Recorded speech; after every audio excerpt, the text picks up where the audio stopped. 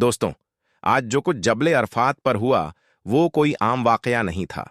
यह अल्लाह की तरफ से एक निशानी और मोजज़ा था, एक झंझोर देने वाला मंजर, जिसे हजारों लोगों ने अपनी खुली आंखों से देखा।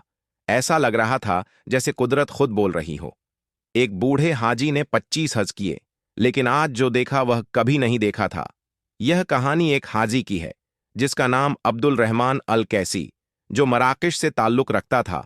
वह अपनी पूरी जिंदगी बचपन से यह ख्वाब देखता आया था कि वह काबे का तवाफ करेगा, अरफात के पहाड़ों पर खड़ा होगा और खुले आसमान के नीचे दुआ करेगा। यह साल 2021 की बात है। टेलीविजन पर मक्का जाने का चांस मिल रहा था। अब्दुल रहमान ने एक लम्हे के लिए भी देर नहीं की, फौरन दरख्वास्त दी और उसे चुन लिया गया। अब्दुल रहमान मदीना मुनव्वरा ज़मीने मुस्तफ़ा सल्लल्लाहु अलैहि वसल्लम पहुंचे। वहां उन्होंने हज के पहले रुकून की तैयारी शुरू कर दी, लेकिन अचानक कुछ ऐसा हुआ जो किसी के जहन में भी नहीं था। अब्दुल रहमान, जो 73 साल के थे, शदीद थकान और सफर और नींद की कमी और शदीद गर्मी की वजह से जमीन पर गिर पड़े।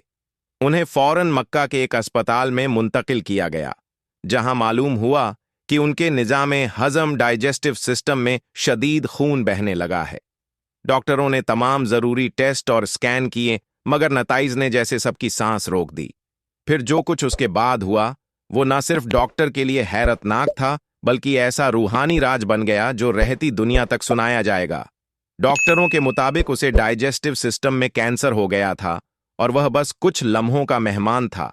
लेकिन अब्दुल रहमान ने सख्ती से इनकार कर दिया कि वह अपनी जिंदगी के आखिरी लम्हात हॉस्पिटल की चारदीवारी में नहीं गुजारेंगे।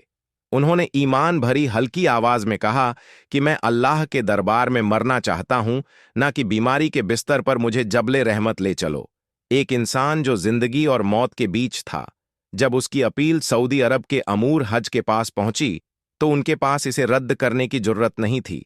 हज इंतजामिया ने एक खास एम्बुलेंस तैयार करने का फैसला किया। गाड़ी रवाना हुई और मुकद्दस सफर अरफात की तरफ चल पड़ी। तकरीबन 50 किलोमीटर का यह सफर था। दुआओं इल्तजाओं के दरमियान यह मंजर नाकाबिल बयान था। हर वो शख्स जो इस गाड़ी को देखता, खामोशी के साथ इसके साथ चलता गया, गोया कि यह गाड़ी आसमान से कोई पैगाम ले जा रही हो।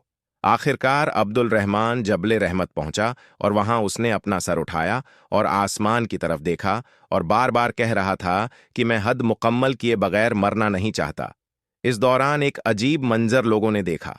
लोगों ने देखा कि एक तेज हवा चली, बादल अजीब तरतीब से आसमान पर जमा हो गए और ऐसी रोशनी नमूदार हुई जैसे कोई फरिश्ता गुजरा हो, और अरफात की वादी इस अजीम वाक्य की गवाह बनी जिसे वहां मौजूद हजारों लोगों ने अपनी आंखों से देखा।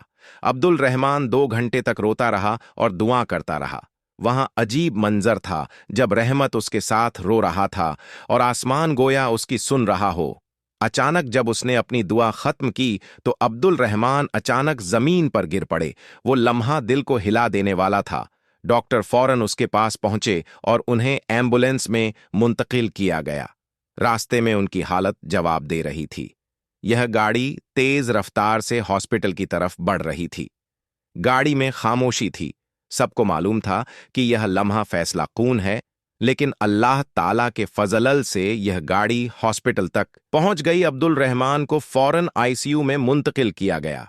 तमाम डॉक्टर्स उनकी जान बचाने के लिए तैयार खड़े थे। डॉक्टर ने कहा कि इनकी मुकम्मल जांच पड़ताल की जाए कि आखिर कैंसर इनके जिस्म में कहां तक फैल चुका है। लेकिन जो कुछ इसके बाद हुआ, उसने पूरे माहौल को बदल कर रख दिया। डॉक्टर हैरत में मुब्तला हो गया और उसकी आंखें सदमे से फटी की फटी रह गईं, क्योंकि अब्दुल रहमान के जिस्म में कैंसर का कोई निशान तक नहीं मिला। कैंसर बिल्कुल गायब हो चुका था, गोया कि जैसे कभी हुआ ही न था। डॉक्टर पुरानी रिपोर्ट्स के कागजात पढ़ने लगा और उन्हें दूसरी रिपोर्ट के साथ कंपेयर करने लगा। यह उन्हें नामुमकिन लग रहा था। डॉक्टर उन रिपोर्ट्स को देख रहा था जो कैंसर की मौजूदगी की तस्दीक कर रही थीं, और फिर नई रिपोर्ट्स जो एक मुकम्मल सेहतमंद जिस्म दिखा रही थी।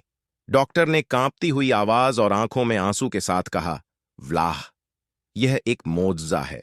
मैंने अपनी जिंदगी में पहले ऐसा कुछ नहीं देखा था। सुभान अल्लाह। अब्दुल रहमान अल कैसी, जिसने जबले रहमत पर आंसुओं के साथ दुआ की, एक नायाब लम्हे में कबूल हुई और उसकी दुआ आसमान तक पहुंची और वहां से नीचे आई तो शिफा लेकर आई। हॉस्पिटल का डॉक्टर कसम खाकर कहता है कि यह वाकया साइंसी तौर पर बयान नहीं किया जा सकता दोस्तों,